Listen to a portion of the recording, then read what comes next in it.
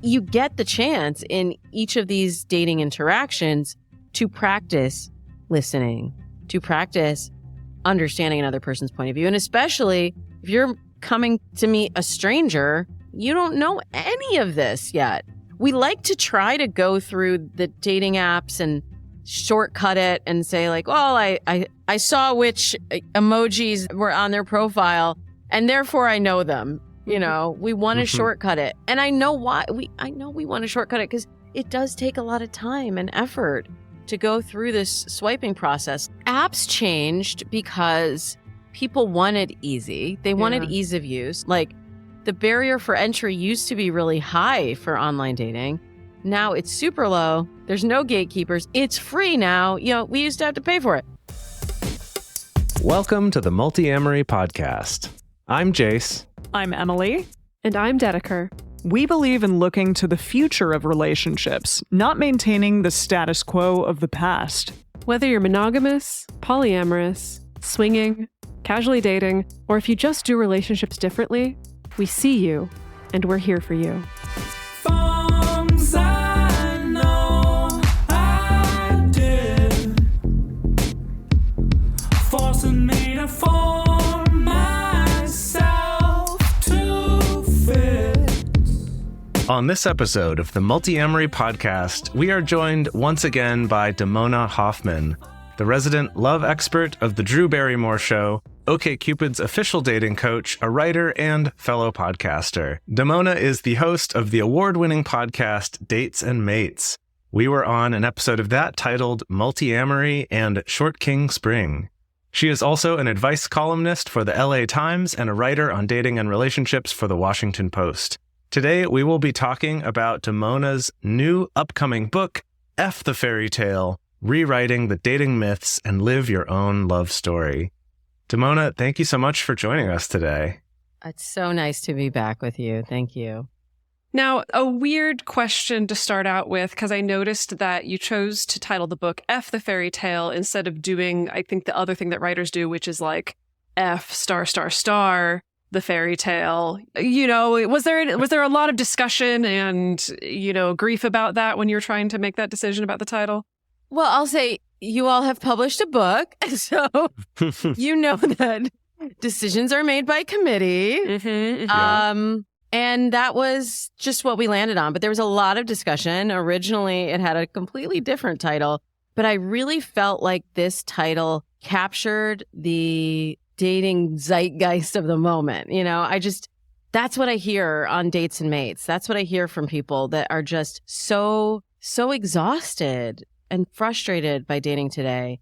And so I wanted to really capture that feeling that a lot of people are having, but then also offer a more hopeful way to look at being able to move forward in dating and relationships. Yeah. So your book is based around what you identify as 4 major myths that can complicate the dating process and can hold us back from finding success. And we're going to dive into those myths shortly. But before we do, is there one single piece of bad dating advice out there that gets under your skin and you just wish would go away? I just hate the phrase, love will happen when you least expect it. Interesting. I've just proven that to be false so many times because I've been doing this. I've been coaching people for over 17 years. And I've just seen that every time one of my clients puts the same focus towards finding the relationship that they want, that they do everything else that they're successful at, things work out and they're able to get their needs met. And I just haven't, it doesn't really happen, this idea where it's just going to fall in your lap. I think that's a myth. And that's part of the, you know, the fairy tales. And look, I love a rom-com as much as the next gal, but I think they kind of did us dirty, right? They made us think that relationships were supposed to be one way or that it was supposed to happen a certain way. And then people get angry when I say, well, let's put a process around finding love. They're like, no, that's not how it is in Drew Barrymore movies. And even Drew Barrymore agrees. It's not the same. That's so funny. I love that. It's funny. I was recently watching a rom-com with a friend of mine, And through the whole thing, I can't help myself. I'm like commenting on, oh, that's not actually a very healthy way to look at relationships, or like, oh, that's not how stuff works. And then I'm also crying at the end of the movie as they finally get together. And then afterward, I'm like, yeah, no, that was terrible romance. It's not a healthy relationship. I don't think it's going to last. But like, it still gets me. You've been We programmed. get so caught up. We get so caught up. And all my favorite rom-coms are like anti-rom-coms. Like, I love My Best Friend's Wedding, which is like a rom-com, sort of, but like, it's kind of, this woman is trying to steal her best friend away from the person that he's marrying and in love with, and she's trying to like sabotage the whole thing. It's like that's not healthy either. Well, so, okay, what I'm curious about, though, is I think that piece of advice, love's going to happen when you least expect it. I think there is the rom-com version of that it is going to be a mystical fairy tale. But sometimes I think that advice gets trotted out to people who are feeling really frustrated by the dating process, or feeling like, oh my God, I'm so sick of these apps. I'm so sick of going on dates. I'm so sick of like putting in effort. And then I think that advice is like, oh, it's like a butterfly. Once you stop trying to catch it, it's going to land on your nose and it's going to be great. And so I guess I wonder, in that situation, when someone's coming to you being like, I'm frustrated by what I perceive is the level of effort I'm putting into this, like, where do you guide people in that situation? The butterfly analogy is a good one, because I don't know if you've ever caught a butterfly, but I've never caught a butterfly by letting it just land in my hands either, but we put these narratives around. I think it's exactly what you said, Dedeker, that it's to address that feeling of frustration and to allow people the space to be like, it's okay. It's okay. It hasn't happened for you yet, but it still can happen. And while I say this book is hopeful, it's not hopeful just like wish, pray, hope. It's hopeful in that I want to give people their power back. I want to give people their agency and their voice and their autonomy and their choice. And we have so much more choice. We've talked about this before when you were on Dates and Mates. Like, we have choice now about how we even want to show up in relationships, how we want to form our relationships, who we want to allow into our circle, how we find that person, in a way that my parents didn't have as much choice, and certainly my grandparents didn't have that much choice. And we have very short memories. It hasn't been that long that we've had this much freedom and agency in relationships. And so I don't want to just throw up my hands and be like, it'll just happen, when I know that it happens a lot faster, and a lot of times it's much more fulfilling if you go about it from a more mindful place. Well, so I feel like before we can get to mindfulness, there's these myths. There's like the bullshit that we need to cut out. So what are the four major myths? Can you give us just the Cliff Notes version of these myths that you think kind of hold us back? Yeah, so I do identify four major myths in the book. When I first wrote the book, it was going to be the modern love myth, and I had like 15 myths. And my publisher was like, let's narrow it down a little bit. So 15 to 4 is a pretty impressive narrowing down.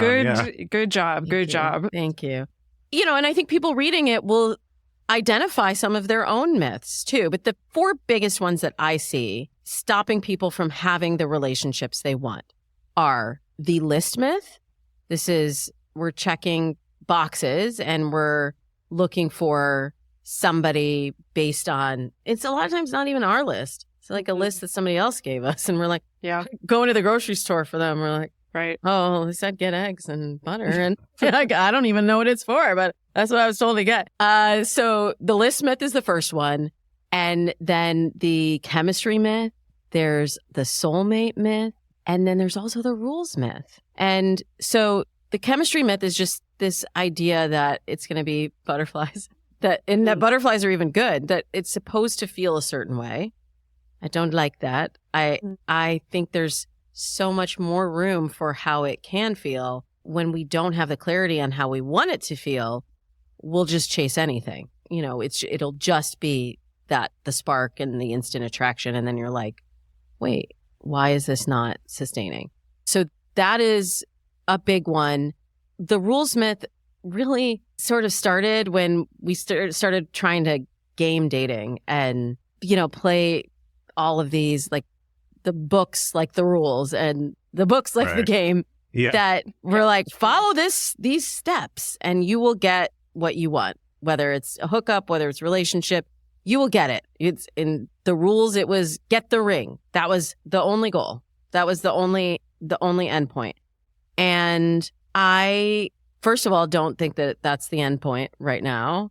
And I also feel like things are so dynamic in dating and relationships, especially today, that I really can't give you a formula for finding love, but I can give you the tools that I have seen consistently lead to love. And I would rather have the tools than the rules. And the soulmate myth, I'm really curious to hear your thoughts on this, because I do see it keeping a lot of people single. This idea that there's someone destined, that is predestined for you, and that your job is to find your other half. I mean, obviously, that doesn't fit for non-monogamy. That doesn't fit for a lot of people's relationships. So I don't like the soulmate myth. I don't like this idea of the one. And, I've been with my husband for 20 years and I'm in a monogamous relationship, and I still don't believe in the one. I think you make whoever you choose to make the ones or the one at that time. I like that take on it. I think about this a lot, actually, because there's like a functional side to how I think about soulmates, which is very much that, right? I'm like, I don't think there's any kind of magical predestined one out there for you that you have to find at all costs. Sometimes I like to think about it the same way that maybe as an adult, I'd like to think about Santa Claus, in the sense where it's like, ooh, it's kind of fun to think about, like, oh my goodness, like I was meant to be with this person, and like it's cosmic and it's so romantic, and wow, how amazing we found each other. But I don't believe that that's the foundation of our relationship. And I, as a non-monogamous person, I'll also indulge in that with multiple people, where I was like, oh my God, I was meant to be with these two people. Wow, that's so magical. That's so great. But that's not, I don't know, whenever I'm dating, that's not necessarily the thing that I'm looking for. So I guess it's kind of like I like to play with the magic, but not necessarily use it as this is my guiding light. What do you think, Jase? No, that's fun. I feel like there's a lot of stuff that I approach kind of in a similar way of, I think these concepts can be helpful. I actually don't think the soulmate one is particularly helpful, but, we talk about on the show where we'll look at, research or science and things like that. And we always give the caveat of, this is always looking at averages. There's bias that comes into it. It can't really tell us the whole picture, but it's really useful. And then on the other side, we have these very woo-woo, positive thinking and like, oh, the energy you're putting out into the world and whatever, which I also think is useful, but I also think it's nonsense at the same time, right? And so it's like, I don't want to put too much stock into it, but that doesn't mean it's still not useful or helpful to think about, if it's useful or helpful. And so I think to come back to the soulmate myth, this is one that I think really indulging in how happy you are in your relationship. If you're in one that makes you happy, great. I just have never seen a positive outcome from the soulmate myth ever. I've seen either what you talked about, Damona, which is keeping people single, thinking that there's someone who's going to be more fairytale perfect, and so that keeps them that way, or it causes people to rush into getting married or having children or moving in together with someone because it feels like they think the fairy tale is, and they go, well, if soulmates are true and they feel like this feels like that, therefore I can make all of these very serious, very legally binding commitments with this person, even if it's just a cell phone plan or adopting a puppy, that, I can jump into those too soon. So I see negative on both sides of this one. Yeah, I agree with you. And I would also add, it keeps people single because it keeps people from not even wanting to engage, because they're like, well, the magical thing hasn't happened. So I don't know what it's supposed to feel like, but is this it? And this idea of like, I'm searching for this perfect person, then sometimes keeps you from seeing what's right in front of you. And then any issue that arises, you're like, oh, they must not be my soulmate then. If we have conflict, then it's not meant to be. And I actually feel like in relationships, the conflict is the opportunity. It's the opportunity for self-growth. It's the opportunity for getting to know that other person better. And, we talked about this on Dates and Mates around your book, to clarify communication. It's all an opportunity. It's how you look at it. And sometimes it doesn't end the way that you hope it will end. And sometimes it doesn't lead where you imagine it will lead. But, I think you don't always get what you want. You get what you need, Mm-hmm. And if you can flip your perspective, you can find deeper meaning in any dating or relationship interaction. I say that caveat asterisk, this does not apply for relationships that have abuse, or obviously Right. that is, Yeah. I just have to say it, because if I don't say it, people will be like, but what if? Okay. Yeah. But I mean, like any other type of relationship, I think there's learning to be had and growth to be explored. That's always a challenging balance to find. And I think it's something that comes up a lot on this show is, on the one hand, being too picky, and at the first sign of conflict or discomfort, oh, well, that's not the one because it's not the fairy tale, they're gone. Or on the other hand is this, well, but I felt like this one has a good shot and I'm scared of being alone and I don't think I'm going to find anyone else, so I'm going to stay in this relationship, and just kind of say, well, I guess it's better than nothing. When it's like, no, actually, there's a lot of things better than that.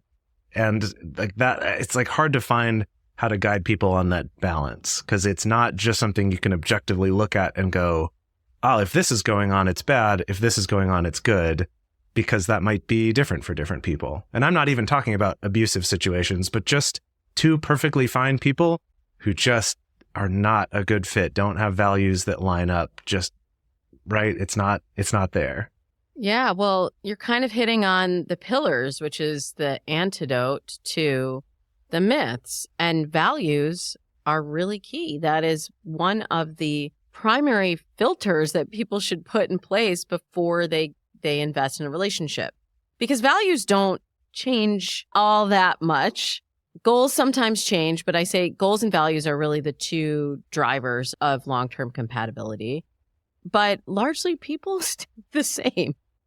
And we try to make it fit because maybe we're trying to catch a butterfly or trying to feel some magic. And look, I love magic as much as the next person. I actually really love magic, and I love the wonder, and I love the discovery.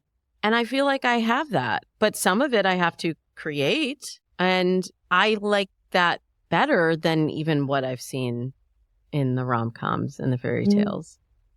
Yeah, can you expound on that? Can you give some examples? Because, yeah, we've talked a lot about values on the show, and I think finding out what your values are is so important for your life in general, not just for dating. But I find sometimes people get a little confused and a little lost, like me valuing dating someone who's 6'5". Is that a value, or is that something that's on a list, or like, are we talking about political values? Like, I guess I'm kind of wondering, like, how can people get in touch with that? And can you share some examples of, I guess, how you look for values in another person, or look for matching values in another person? Yeah.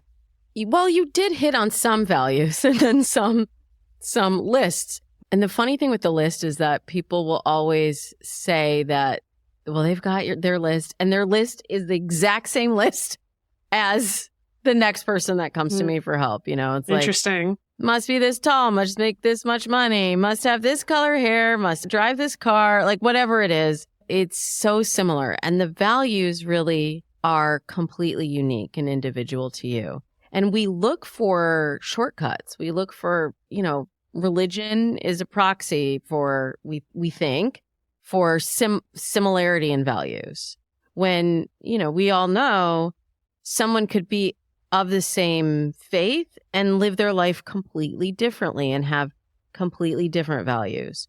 Or we look at politics. I give an example in F the Fairytale about a couple that I matched for a Washington Post date lab date. Like on that column, we have a database and we set them up, and then we do kind of a play-by-play of what happened on the date after, we interview them after.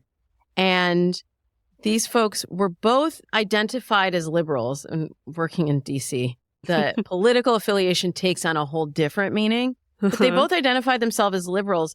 And after the date, the woman told me that she sent a text and asked the guy what he thought of Andrew Yang being a NYC mayoral candidate. And I don't know exactly what was in the text, but whatever he said, it was the wrong thing. And I just thought, okay, first of all, we already established that you're both liberals, and you also cannot vote in that hypothetical election that is taking place in another city. But to her, it had so many different levels of meaning that she was trying to, and it all happened over text, which we've talked about, like the challenges of digital communication. Yeah. Like that is not the conversation to have over text. And that's not really the filter. So I would want to get, if I were coaching them and not just writing about the date, I'd want to get underneath that of why is this important to you? And what are you trying to figure out by asking the question about Andrew Yang? Like, what does that mean to you? And then what meaning are you extrapolating from his answer? And we try to get down to the root of values are really how you look at the world and the way that you live your life. And that cannot be distilled into a label. It can't be identified based on a particular candidate that you cannot vote for. It's not as simple as that. And it's really a process. That's why I always do begin with mindset, because I find that most people do not have that clarity on what their values are. And they are dating by lists, thinking that they're dating by value. Well, I think this comes up with the clients that I work with because, I work with a lot of non-monogamous clients. And so often it becomes about what's the perfect label I can put on my particular type of non-monogamy so that I can put that on a dating profile and I can match with people who put that same label on their dating profile. And I do think that falls into the same problems as we both identify as liberals, therefore it's going to be an automatic match, that there does have to be more of this deep dive process into like, well, what does this label mean to you? And if this other person doesn't use that label, what does that mean to you? And like, really, what are the actual questions you should be asking of somebody outside of just what label do you use for like your type of relationship practice? Yeah, we're a little too addicted to labels, aren't we? Yeah. Yeah. When we're always searching for, I think it's that need to sort of explain ourselves, and we're looking for shortcuts, we're looking for hacks. And so much of the time too, the label that we think doesn't actually even send out the message that we're trying to send out. It's like, and this is why I started originally as a dating profile writer, and somebody would say to me, well, I don't like online dating, or online dating doesn't work. And I'd ask them to tell me what they were looking for. And then I'd look at their dating profile and I'm like, you're not saying at all what you think you're saying. Like my very first client wanted to get married, wanted to have kids. He was like, I think in his early 40s, and was like, I'm ready to settle down, do whatever I saw in rom-coms and fairy tales. And I looked at his profile and I was like, why? You have photos of yourself with kids and you don't have kids already. So why do you have this? And he was like, well, I thought it made me look like dadly. It like sent the message that I was looking for someone to have a family with. And I said, that's not at all what it says. It says I already have a kid, and that's a whole conversation. And if you're interested in me, you're also interested in my kid. And it's not even your kid. So there's all of these little labels or little cues that we'll put out there with one intention. And sometimes it does take someone like you or I or just an outside person to say, I don't think that's what you're trying to say. It's, it's funny how much that comes up, because just this morning I was looking at a kind of, I guess, an acquaintance of mine posting on LinkedIn about looking for a job.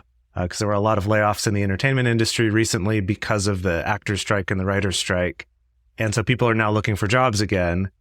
But reading his post, I kind of wanted to reach out, and I felt like this would be super inappropriate, but wanted to reach out and say, here's how your post is coming across. I don't think that's how you mean for it to come across. Like, it just came across as either complainy or desperate or something, when I'm like, I know this person and I know that's not what you're going for and that's not what you're like, but it can be easy to just end up communicating something that we don't think we are. Oh, and that's a whole other challenge in when we layer in social media and how we're Right. speaking to different audiences, right, in different places. And sliding into the DMs is steadily growing as another way to meet people, you know, legitimately.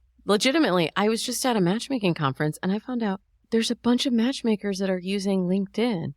I literally did not even know. Wow. Wow. LinkedIn Clever. is where I have not done that. So you're sourcing. Yeah. Well, hey, maybe this person can't get a job, but maybe they could get a date. you're right. Possibly.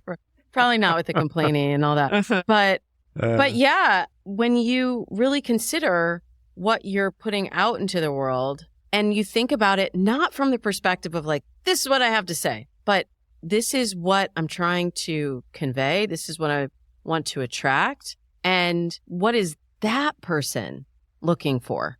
What would catch that person's attention? It totally flips the experience, because most people date as if they are the protagonist in their love story, which they have been. But there's something interesting that happens when you say, okay, take the third person here, like take a different point of view and look at it from the perspective of whoever is looking at you instead of from your own vantage point. And then you can see things that were not clear. I don't know how that will help your friend and their Sure.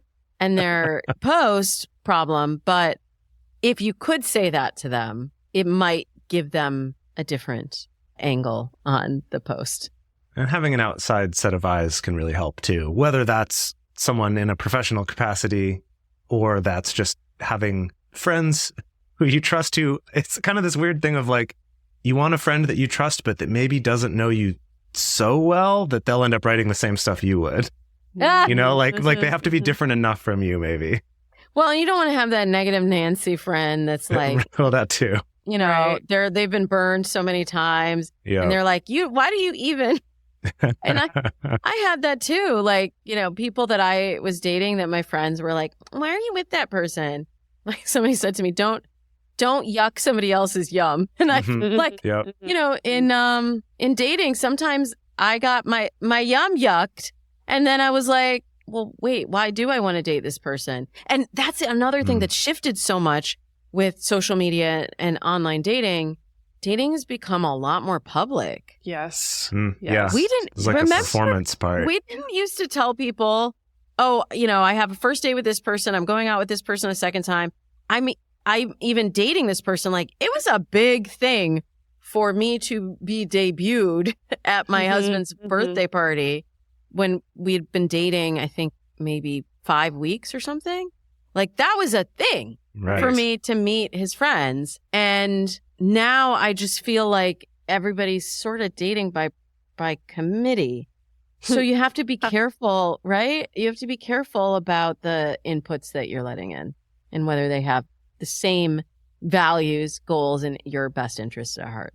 So I'm, you know, I have this particularly, I keep wanting to go back to the myths because I keep looking at them and I'm realizing something that it seems like they all have in common is this is a way that we feel like we're going to get back control and safety in the dating process, right? So if I have a rigid list of qualities that gives me a sense of control, if I feel like I can lean on a formula, a set of rules that gives me a sense of safety, if I feel like, oh, like, you know, I'm going to chase chemistry so that I'll know it, you know, when I feel it. And that's going to be my cue that gives me a sense of safety. And then the soulmate thing also, oh, maybe it's predestined. So it's okay. I don't need to think about it too much. And I imagine that letting go of some of these things is really scary for a lot of people. So I'm curious about when you're working as a coach, it's like, how do you disabuse people of some of these things? Or do you find that there's particular things that people have a much harder time letting go of than other things? That's a really good question. And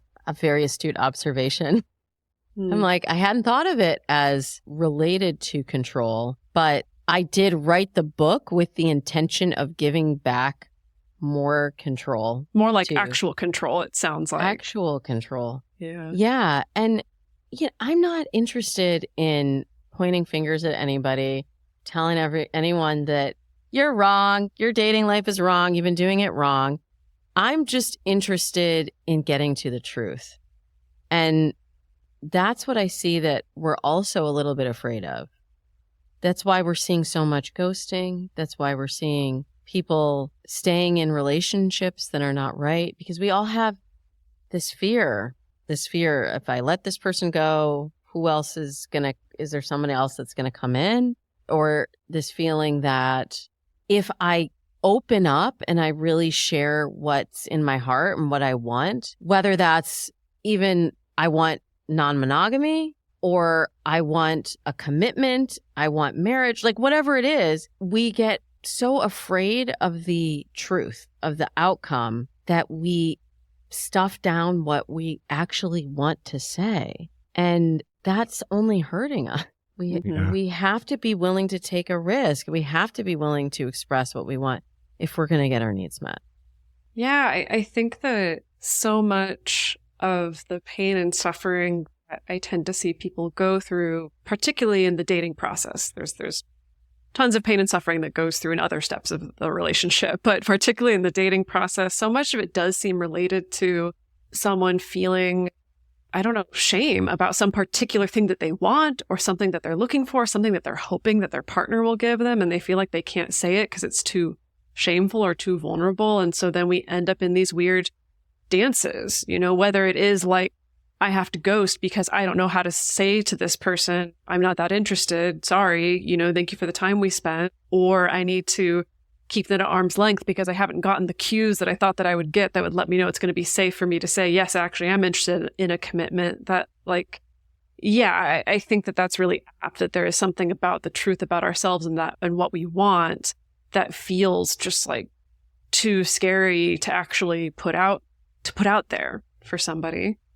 Yeah, I think you're right. There's definitely some shame underneath that. And yeah, even I talk in the book about single shame, like people that understandably in the society that we live in don't even want to say I'm single and I'm single and looking, I'm single and I'm not looking.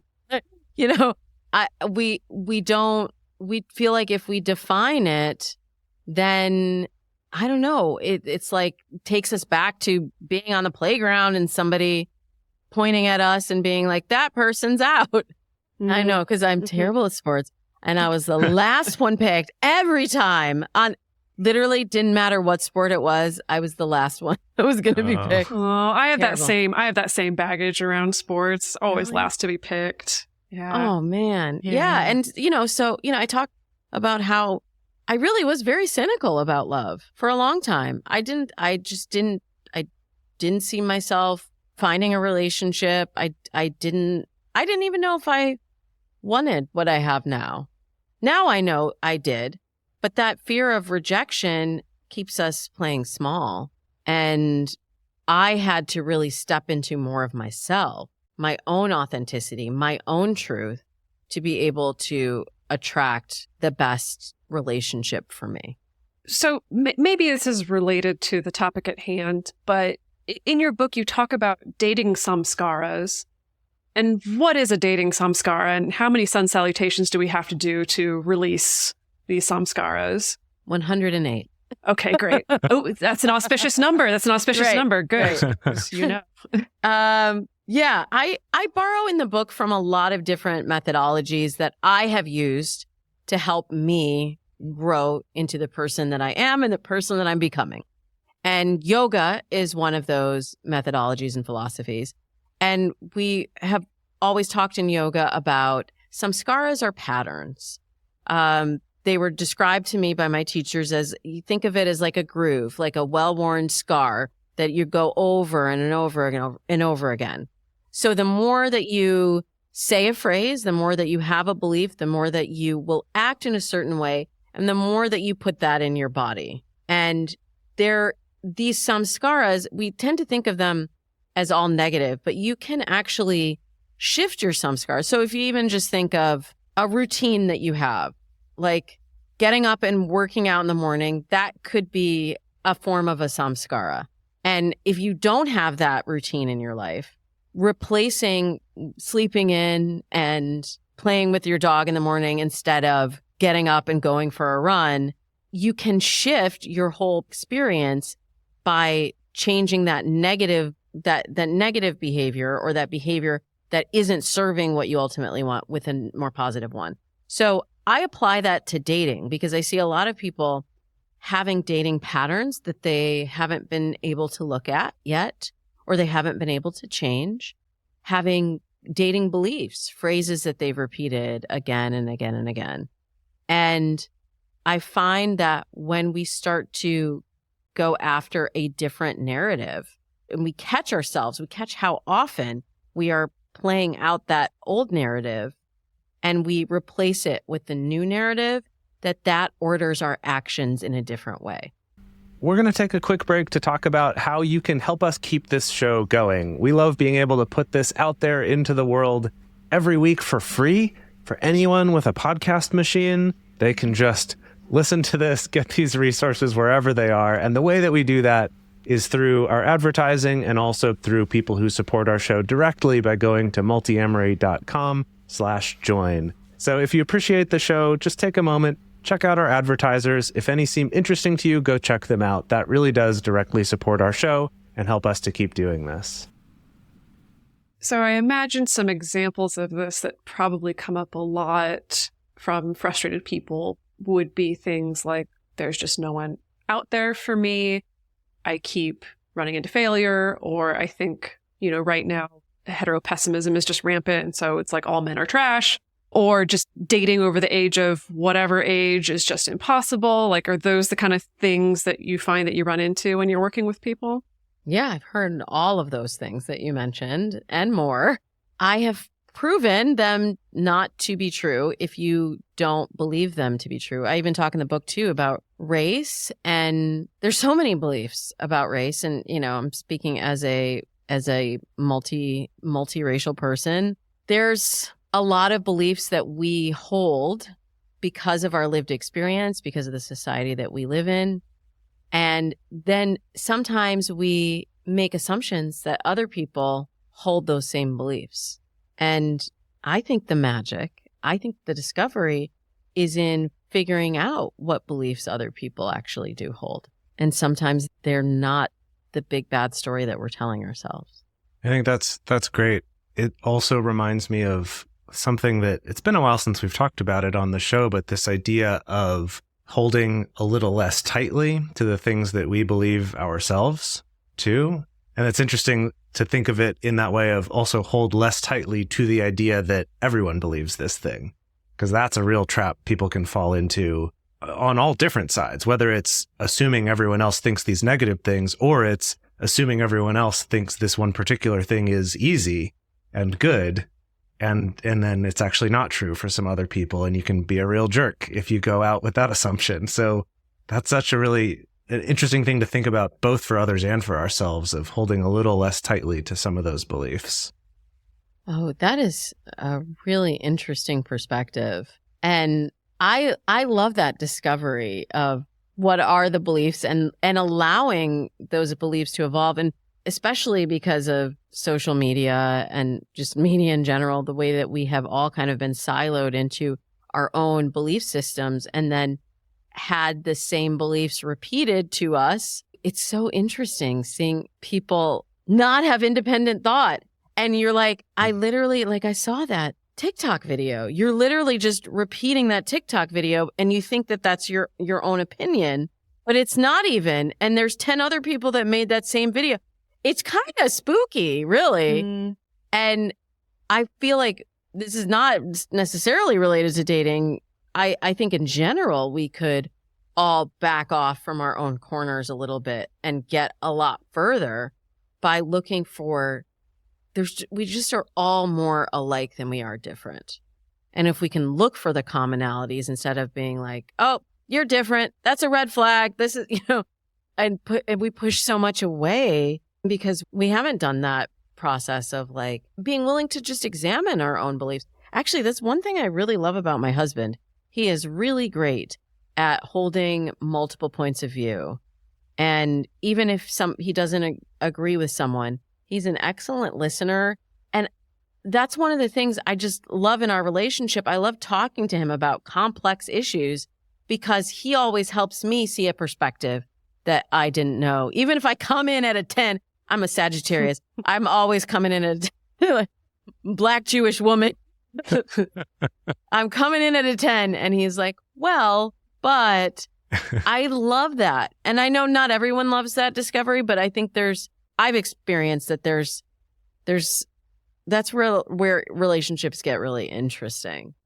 That ability for your husband to hold multiple points of view at once, I would imagine that that's really helpful with conflict also, because I do think that so much of that is being able to hold, okay, I have my particular perspective on this, and then my partner also has a particular perspective on this. And even if those are not the same, I can still accept that both of those exist at once.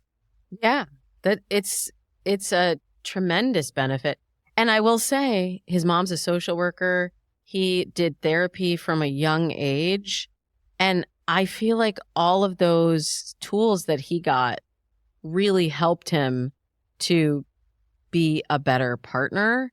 And it's not too late if you don't have those tools.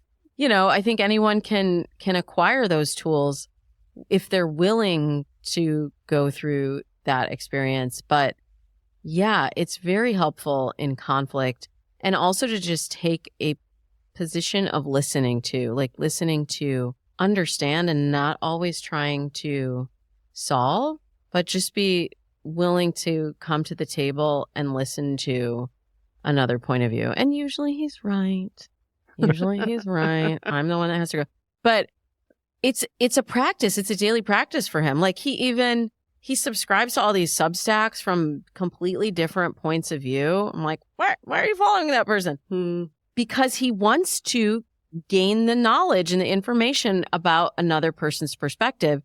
And I mention this just to say that it doesn't just happen. It is something that you have to work at and practice. Maybe you don't want to subscribe to a bunch of random Substack, but you're subscribing to podcasts. I mean, might as well just add a few more to the mix. But you get the chance in each of these dating interactions to practice listening, to practice understanding another person's point of view. And especially if you're coming to meet a stranger, you don't know any of this yet. We like to try to go through the dating apps and shortcut it and say like, well, I saw which emojis were on their profile and therefore I know them. You know, we want to shortcut it. And I know why. I know we want to shortcut it because it does take a lot of time and effort to go through this swiping process. Like whoever told you that swiping was easy, I'm sorry. Yeah. I feel like only the swiping apps have ever suggested that this is going to make it easy. And now that I say that out loud, I'm like, oh yeah, it makes sense. They would be the ones suggesting that. I don't think anybody else has ever like really felt that. Well, I think apps changed because people wanted easy. They wanted ease of use. So when my husband and I met online, it was a dating site. It wasn't an app. Same for us. Yeah. Right? Yeah. I remember talking about that. There was so much more information. And the process of trying to figure out who I was going out with was a lot easier than when you have one paragraph on them, a few emojis, and a handful of pictures, and you're sitting there in the DMs all day trying to figure out, is this somebody that I want to invest my time in? And you're doing that with 10 other people. It is exhausting. And so we wanted the ease of use. Oh, it's so easy. You can create a profile, just, pick a couple pictures from your phone and you're on. Like the barrier for entry used to be really high for online dating. Now it's super low. There's no gatekeepers. It's free now. We used to have to pay for it. It's free. People get mad when they have to pay for a feature. Yeah. And I'm like, this is free? Do you think this is free? You will get what you pay for. So yeah, if you want to do it for free, you may have a less satisfying experience. You may have to do more of the sorting. If you want to shortcut some of those things, pay for the Bumblebee line, or, get OkCupid Premium or whatever app you're on, like, use the shortcuts. Otherwise, back of the line, you're out here swiping and in the DMs with everybody else, Okay, so speaking of shortcuts, in the book, you talk about this concept of slow love, so kind of like the slow food movement was this response to the fast food movement. Like, really taking your time to get to know someone during the early phases of dating. So we on this show talk a lot about NRE, new relationship energy, the super exciting, the rush, the thrill, the chemical cocktail in your brain. We've had a lot of listeners write into us asking, like, how do I manage this? When do I listen to those feelings? Or when do I need to be cautious? Like, when are those feelings dulling my ability to actually tell what kind of person somebody is? And so I guess I'm wondering, like, how do you recommend that people do pump the brakes and decide to go slowly when they're feeling that rush? And how, how do people do that in a way that doesn't feel like they're arbitrarily holding themselves back? And I have to acknowledge, I didn't come up with slow love, but it is something that for over a decade, I have talked to my clients about. Really, Dr. Helen Fisher gets the credit for a lot of things in our industry, but she really popularized that. And I just learned that I was today years old when I figured out that slow food movement was a response to fast food. I just didn't even know that. So that's really smart. I have grown here today doing this podcast. But first of all, I tell my clients to space out their interactions in the early phase, because we can get caught up in momentum. And we know, like, part of that NRE, as you said. Yeah, you got it. Thank you. Part of that NRE is our own neurotransmitters. It's our hormones firing. And when you're in proximity to somebody else, they're firing even more. And so the more time you're spending with this person, the more you want to be with this person, the more you're getting those endorphins pumped through your body. And the more that you think, oh, this is perfect. This is perfect. We just got to push it through. And I want to see them tomorrow, and I want to see them the next day, and I want to see them the next day. And you don't have that space in between when you come down off of that high and you're in withdrawal, and you're like, wait, do I even want another hit of this? Do I even like how I feel right now? Am I thinking about this person still? What am I thinking about this person? When I replay the conversations that we've had, wait, does this person align with my goals and values? Am I making this fit when it doesn't actually align? I see that a lot. Like, we start to compromise when we're in that spiral of that NRE. We were like, oh, well, actually, you know what? That wasn't that important to me. Like, I put that down. I told Damona that I was really, I really needed somebody that shared my faith. But you know what? Actually, no, it's fine. It's fine. And then we just compromise on whatever we thought was actually important to make it fit. And we need that space. We need that space to really figure out where we're at, so we can figure out where the connection is at.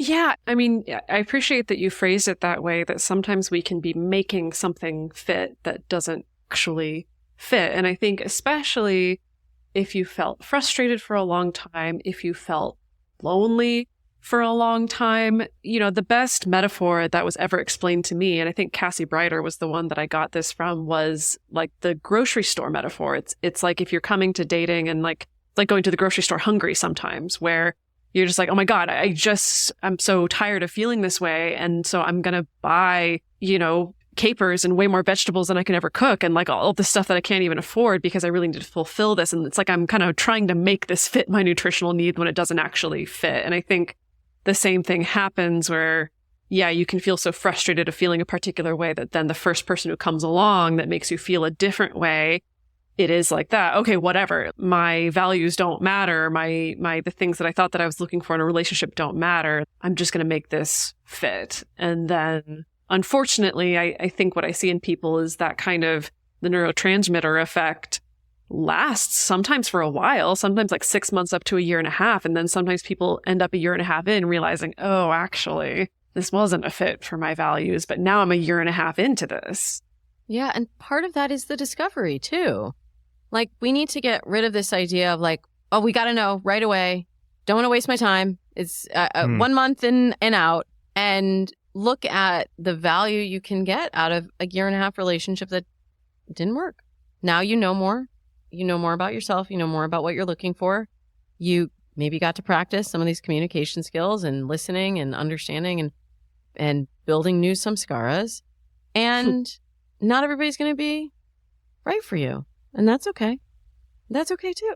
But I feel like that's where the shame comes back up, right? Like, oh, well, now I have to go and tell everybody that I'm single again.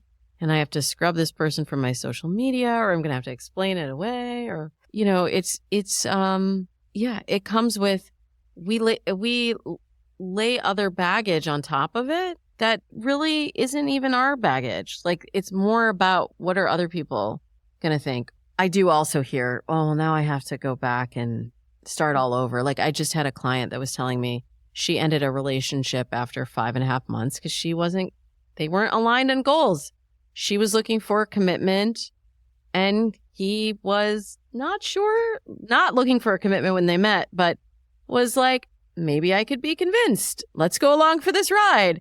And she was feeling really discouraged that she had to, quote, start over. And she also felt like she really didn't know that she would find that again. She was like, I just hadn't felt like that in so long. Meanwhile, like, I've been working with this person for a little while, and I was like, what do you mean you hadn't felt like that in so long? Because, like, last year, I swear we had the same conversation about somebody else, and you were telling me you hadn't felt like that in so long. So our memories are really short, too. And what I said to her is, well, what you know now is that it's possible. If you had this feeling now, you know that it's possible. There's no reason to just hold on to this because it's like a bird in hand if it's not right. But, you know, if you felt those feelings that, you know, I think like I'd worry more if you're like, well, I've just never met anybody that I've even been attracted to. Then I'm kind of like, that's when I get in and really kind of poke. Actually, that brought up something for me. So thinking about the kind of bad habits or bad beliefs that the romantic comedies give us. And one of them is that idea of the one who got away, which is tied into the whole soulmate thing. And it's that fear that, oh, if this didn't work out, if I somehow failed this relationship or didn't make it succeed, that my only hope is to go back and get that one, or I end up sad forever. Whereas the reality, like you were talking about, is being in relationships is a skill and dating's a skill. And the more you're learning about yourself and the more you're learning how to do that in a healthy way and communicate more genuinely and meet people where they are, it actually means you're going to have more opportunities to do it better the next time. But I think that myth that, oh, if you missed the one that was the right one because you didn't realize it, that was it. Oh, yeah. That is definitely under the soulmate myth. And yeah, and so much of it is timing too. Like I was saying, my husband and we don't believe in the one. Neither of us do. We were in a place when we met where we were on the same trajectory. We had the same goals. We had similar values, similar enough values. We worked on our clear communication. And over time, we built trust. And that's why I put the fourth pillar is the trust, because that one really does take time to build. It's the one that takes the longest, and it's the one that is the hardest to repair if it's broken. And that's what we needed at that time. But I feel that magic you were talking about earlier, Dedeker, when you were saying like that feeling of like, how did we find each other? I was just saying that to him like the other day. I can't believe we found each other, but that's because so many things had to align for this moment to happen. There's probably another one out there. I'm just like, thank God I got him. I locked him down before anybody else got him because he was a catch. I got at least a good one. maybe it's not like the one. Right. And I think the other thing that does when you're in relationship is it also empowers you in the current relationship, whether you've been together as long as you all have, or when you've been married for, I haven't been married 20 years, but I've been with my husband 20 years. I know that no matter what happens, I'm going to be okay. I have made the commitment. I intend to be in this relationship for the rest of my life. But I also know sometimes unexpected things happen. And you have to be okay. This is where we see when people have the soulmate myth and they're like, this was my person. And then something happens. They're like, I can't go on. I can't go on with my life. And they think that is the end because the relationship has ended for whatever reason. And that to me also then just strips your joy and strips your power and doesn't bring you to the table in a relationship whole. And speaking of rom-coms, you complete me. No. You come to the table a whole human with your own beliefs and with your own stuff going on. You are fully formed, and I too am a whole human. And together we amplify one another, but nobody's missing anybody's missing piece, Mm-hmm. I love that. That's so important to reiterate that to people, that even in those like really profound, this is the person I love more than anyone else in the world. Also, I would be okay and still a full human without them. Sure, I'd be super bummed if that were to happen, but I'm a whole person and they're a whole person. And that, I think, is just like, when you say that to people, it sounds like you're speaking nonsense sometimes. They're like, how can you love them then? Or what do you mean by, like, it doesn't compute because that's so ingrained in us. Yeah. And there's just a lot of codependence in our society too. And I want to have a better word for a healthier way of interacting where you amplify one another, you buoy one another, you support one another, but you're not doing everything for the other person. You're not lost without the other person. We get a lot of people who ask us things like, how do you feel about doing something like listing your STI status on a dating profile? Do you have any takes on that? I have a lot of takes. There's certainly a stigma around STIs that I feel like, again, a lot of people don't even really understand. Like, they look at the label and they're like, oh, well, I can't date this person. Like, I just had someone write in about STI status on Dates and Mates. They were like, I really liked this person. They revealed to me on like the first or second date that they are HSV positive, that they have herpes. And they were like, so I guess I can't date them. And I was like, what? Like, first of all, get your facts about even what that means. Understand what the risks are for transmission, because you're thinking it's like this big thing. And even like, I've worked a little bit with Gilead HIV division, and the amount of advancements that have been made in treatment and prevention in the last decade is unbelievable. And what you should, everyone, and I'm sure your listeners are very smart, so I'm sure everyone here like already knows their STI status. I'm sure everybody's on PrEP, and that's that, and as we should be, because we have all of these tools now available to help us. But there's a whole education process that I think people need to go through, not people who have an STI diagnosis, but people who are dating someone that may reveal that. We can't keep just pushing it away. And I don't have the stats in front of me. Maybe but like, isn't it like 40% of people? Like, it's a huge number. It's a huge number that either have HS. Depends on if you're looking at HSV1 or HSV2, but it's a huge percentage. We all have HSV1, like all of it. Yeah, like everyone. And most transmission happens because someone hasn't gotten tested or hasn't asked to be tested, and they don't even know, right? Like, and I would bet you every single STI test you've ever had in your entire life did not test for HSV1 or 2 unless you specifically asked them for that one. You know, I heard something very interesting about The Golden Bachelor this week. He said that going on the show, because having worked in reality TV forever, there's this whole process people have to go through, the psych evaluation, and they have to go through like a health evaluation. Screening. Especially for dating shows, you have to do your STI test.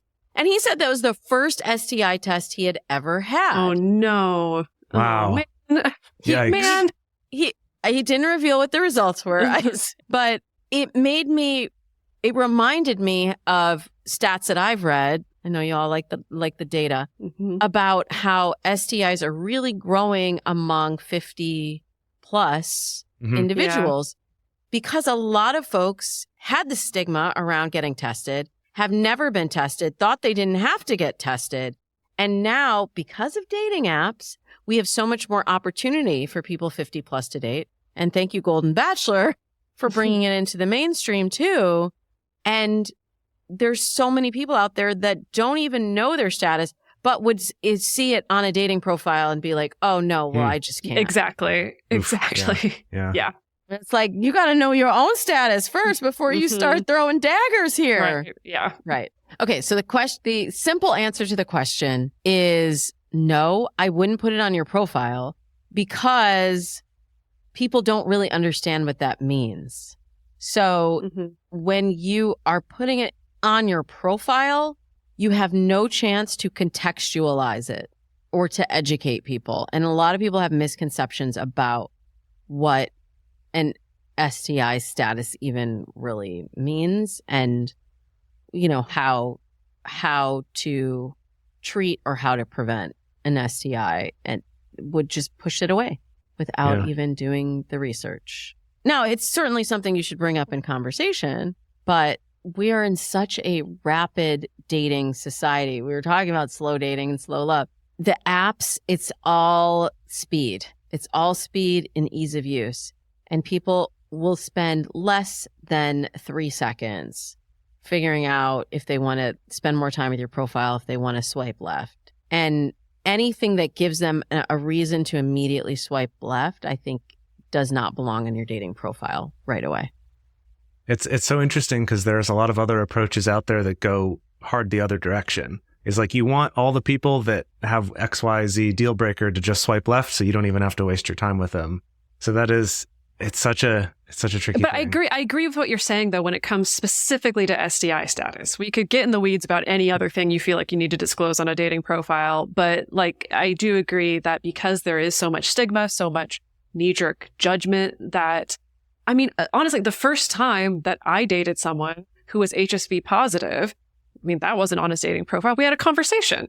And I think at that time in my life, this was many years ago, when I also wasn't as educated about all this stuff, if we couldn't have had a conversation, I may have been one of those people who was just like, nope, not interested.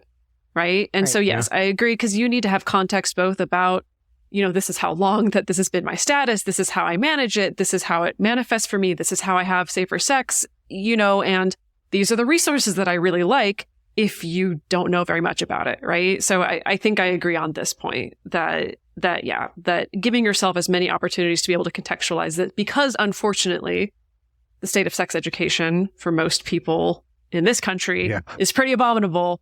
Plus the stigma that, I think any opportunity you can have to actually have a real time, more human conversation about it instead of a snap judgment, I think is a good thing. Yeah. And I definitely hear your point, Jase, about there is I'm with the philosophy that if somebody is not in alignment with you and they know it from your profile, then great. You just saved yourself. You saved yourself a lot of time and heartache. But at the same time, I think there are certain things where if you put them on your profile, like I would say also having kids is another thing. Like I will tell and look, I'm a mom. I love kids, but I don't think your kids really should be on your dating profile. Even if your entire life revolves around them right now, that's very nice. No one's dating your kids. You know, they're dating you and they need to see you as an attractive sexual being, not as a mom or dad. at that So point. not trying to make yourself look more dadly with other people's kids. Don't do it. in Your Don't do it. profile photos. Now, of course, be honest. You can check. I have kids. I have kids. Don't want more. Have kids. Want more. Have kids. I just have kids. None of your business. But it's just no pictures. And like, let's not tell stories about it. It's in the beginning of dating. They're not dating you for your kids. Part of the story, but it's a story that's better told and not swiped on. I think with this idea of what to have in the profile, the kids thing is interesting because you're kind of saying don't lead with that and have that be front and center. But if there's that option to check, I have kids, check it, or maybe have a sentence somewhere, because I do think that's worthwhile for people to know and might save you some time. If there's people who are like, absolutely not, then you're just not wasting either of your time. And I'm thinking about this because with non-monogamy, that's a big one. And that's one that we, since the beginning of this show, have really been pro put it in your profile, because it's such a big dividing line that if someone is not aware of it, it feels like you've misled them. Right. And if it's not what they're looking for, neither of you is going to be happy and you've just wasted everybody's time.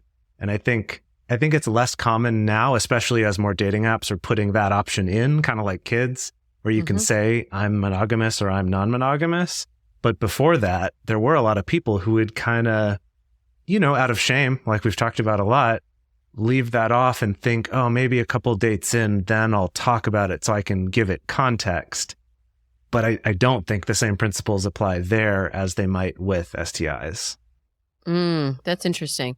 Yeah, I would say that's also true in the monogamy community. Like, no, you have to say you have kids, but you don't have to make your profile about that. And I feel like sometimes we get caught up in this feeling like we have to explain it, and then we're explaining it before it's even a problem. Right. So whether it's a kid or, I've had people write into Dates and Mates like, I have a disability, I have, I have debt, like all of these things. I have depression. Like, girl, like we've all got something. We've all got something behind the curtain. And you just, again, think about it from the perspective of the person that you're trying to attract and how much information do they need to know at that time. And then you can figure out when to reveal that information based on when you begin to trust that person with that information too. Because not everybody is entitled to all your life story. That's a great way to look at it too, is that they haven't earned that yet with certain things. Right. No, I had a client who she'd had a first date and the guy said, well, I see that you're divorced. What happened? And she was like, well, my husband cheated on me. I have this. My kid has special needs. I was a full-time caregiver. I was like, whoa. Did he earn that information? Like, why did you get divorced on the first date? That's not his business. He's trying to shortcut and be like, let me see if this lady is crazy. Right? That makes sense. But that doesn't, just because he asks a question doesn't mean that he's entitled to the answer. So you can always turn it around. Why would I talk about my ex when I'm here with you? And a handsome man like you. Right? That's a slick one. That's good. Yeah. Oh yeah, I've got lines for days. Damona, it has been a pleasure as always having you on the show. Thank you so much for sharing your wisdom, and I'm really excited for everybody to go check out your book and to get more of your insights. So where can people find you and where can they get the book, all that stuff? Yeah, you can get the book wherever you get your books, or check it out at fthefairytalebook.com. It's just the letter F. And then, of course, I'm on the socials at Damona Hoffman, and I'm still doing the Dates and Mates podcast. So they should look up that episode that you mentioned and check out what we do over on Dates and Mates, wherever they're listening to Multiamory right now. Awesome. Well, thank you so much again. Thank you. Great to see you both. And for our listeners at home, we have a question of the week for you, which will be on our Instagram stories, which is, Do you have any unhealthy patterns in dating and relationships? Or unhealthy samskaras, you could say? We would love to hear from you, and you can share those with us on our stories. The best place to share your thoughts with other listeners is in the episode discussion channel in our Discord server, or you can post in our private Facebook group. You can get access to these groups and join our exclusive community by going to multiamory.com/join. In addition, you can share with us publicly on Twitter, Facebook, or Instagram. Multiamory is created and produced by Emily Matlack, Dedeker Winston, and me, Jase Lindgren. Our production assistants are Rachel Shennework and Carson Collins. Our theme song is Forms I Know I Did by Josh and Anand from the Fractal Cave EP. The full transcript is available on this episode's page on multiamory.com.